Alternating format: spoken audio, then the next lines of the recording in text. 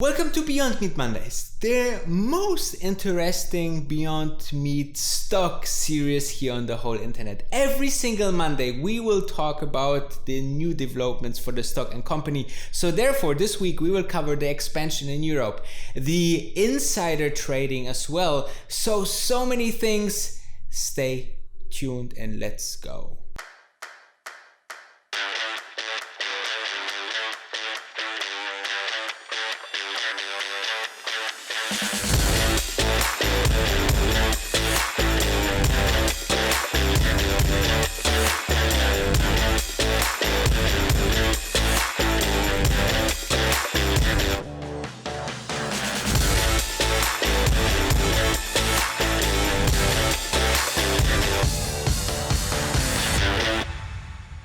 Okay guys, so here's the most important topics for this week of Beyond Meat. But first of all, I would like you to leave me a tasty like up on this video. This helps the channel and rewarding a little bit for the hours and hours that goes to every single video. Now let's talk about the points that we will talk about today. We will discuss the Beyond Meat stock, obviously the performance of the last 7 days and what we can expect maybe the next couple of weeks, right? Then we have the Q2 earnings. They are almost there. We are in the mid of the last months of the second quarter, so obviously we want to have a look into the next quarter. What does it brings for us, what we need to watch out for. Then we will talk about the huge step that I believe was the very important news, the most important news of this week, which was the European expansion. And then lastly we will talk about the recent trading from insiders, guys. Okay, a lot of insiders of Beyond Meat are selling the stock, so stay tuned and let's go. Beyond Meat stock had a quite uneventful week. Now if you're seeing, we just had in the first day last week the 18 or almost 19% gain, and then we hold about those levels for 2 days, and then towards the week with the little crash on Thursday where we lost about 5%, and we ended the week about 5% plus. So as you can see, all in all a positive week, however a very volatile week. Now this is very important to understand. You know, this smaller growth stocks are usually quite volatile. So you can see a 5% up, 20% up, 10% down. So this is quite normal for this kind of growth stocks. Every news that are there, which is not that often, right? There's not always big news, but if there is news, this can go for the stock up or down quite significantly. And therefore you see this kind of moves, and this is totally normal, nothing to worry about. We are now at the levels of $144 per stock. Now, as you remember, if you're following this channel, if not, subscribe,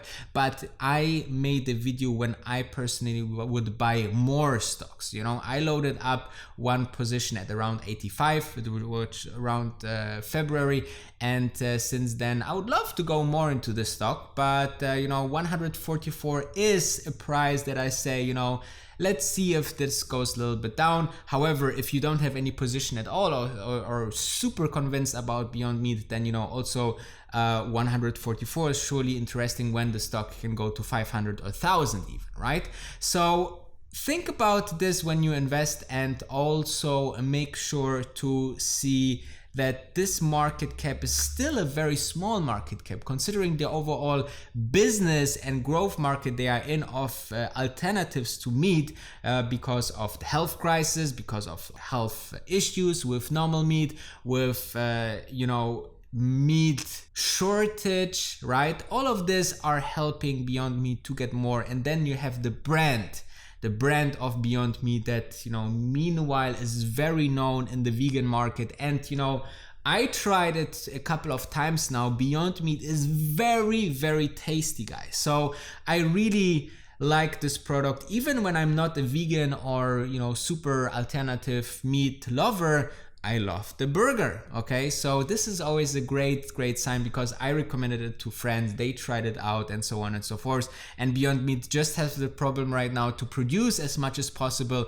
which we will talk later on in the vlog, and not that people don't buy it or they have to put hefty advertising on it, you know. So I believe that this is something that you should consider investing into the stock. However, the stock didn't move that much this week, and let's see what next week will bring us with the following news that we will talk about now. The Q2 earnings are coming for Beyond Meat. Now we are closing the Q2 almost in 2 weeks, and then maybe take another month until we are getting the Q2 earnings for Beyond Meat. Now Beyond Meat was one of those companies that say, we don't want to give any guidance because the uncertainty is so high into the market that we cannot estimate what could the Q2 look like, and therefore we can maybe expect some drawback. And when you look into the estimates that Wall Street has, then it says the following. So Beyond Meat, as it approached its next earnings release, on that day Beyond Meat is projected to report earnings of negative $0.02 per share, which would represent a year-over-year decline of 300% because they did obviously a positive quarter last year. Then meanwhile, our latest consensus estimate is calling for a revenue of $96.95 in millions, obviously. Then this would be 44% up from the year before. Moreover, there is the full year VEX consensus estimates, which are projecting approximately 12 cents per share, and also the revenue of $448 million, which would be represent a growth of 400%, guys. And I believe, the guidance for this year was around $500 million in revenue for Beyond Meat. This is what the company said they could do or could see this year. They got already 100 million approximately this first quarter, which was absolutely amazing. I believe if they can really hit those numbers that they projected even the year before in 2019 to 2020, though we still have this health crisis, then I think this is a huge bullish sign. So all eyes on that if we will hit that number in end of this year. Now I will be definitely broadcasting this earnings live, and we'll talk about here on Beyond Meat Mondays, so stay tuned absolutely here on this channel. So one of the big news this week was definitely that Beyond Meat is further expanding. And why is this so important, guys? I believe that scaling the business is one of the most important parts now into the meat alternative business, because you have more and more players coming in, and it will be necessary because this product is so rare and such a niche product that people are really buying it, are running out of the stock, right? The supermarkets are running out of the stocks. Currently, the Beyond Meat is available in about 94,000 outlets worldwide in 75 countries.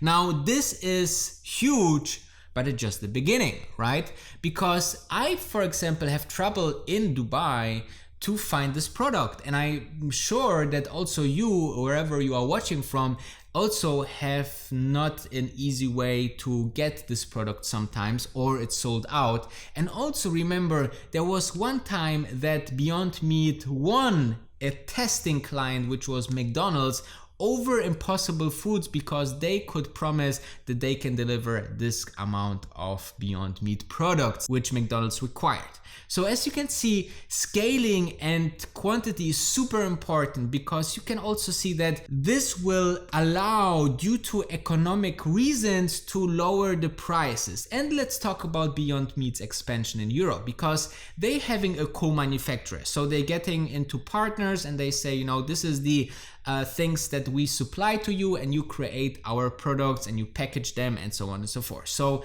they want to now create their own while they have this co-manufacturing facility in the Netherlands, they want to have their own vegan factory in Netherlands as well, which is absolutely insane, because this will drive the stock and the further expansion really fantastic. Because, you know, think about it, that, you know, having just one facility is obviously a huge risk, is, you know, not that scalable, and it's also a co-manufacturer, so something owned is always something better.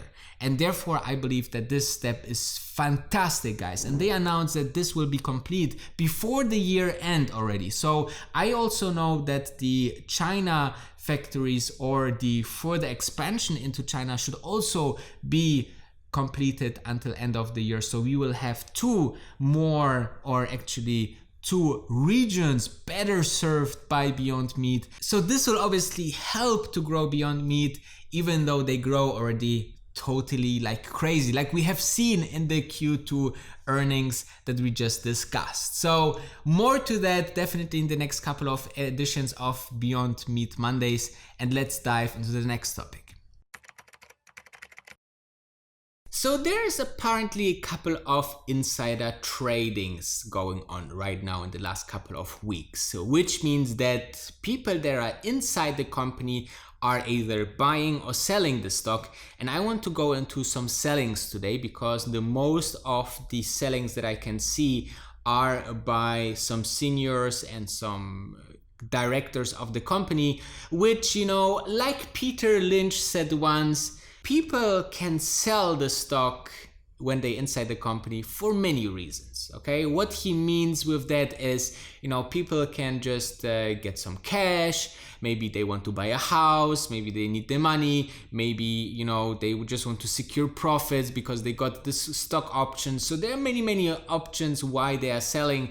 But if they are buying, then they think that this is just, you know, opportunity that the stock goes higher, because they, you know, on the knowledge that they have inside the company, you know. But you know, let's talk about the sellings right now. So CFO on the 5th of June sold about 76,000 shares on an average price of 135.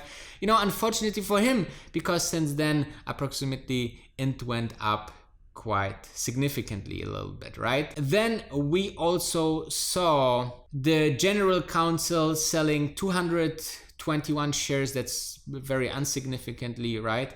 Then we have the chief people officer also sold 211 shares, also quite insignificantly. Then we have the chief growth officer Charles Smoot, who sold 10,000 shares, a little bit bigger position. Then we have the general counsel Terry sold about 8,000 shares in end of May. And then we had also end of May director Raymond Lane sold about 78,000 shares. Now, obviously this kind of selling sometimes is concerning, but, you know, as I believe that, you know, there are so many options for this company to grow more that, you know, I'm not that concerned. I definitely super curious what the Q2 earnings will show us, because, as you know, the Beyond Meat is very much dependent also on the restaurant business where Beyond Meat burgers are served. So maybe we will have a Q2 opportunity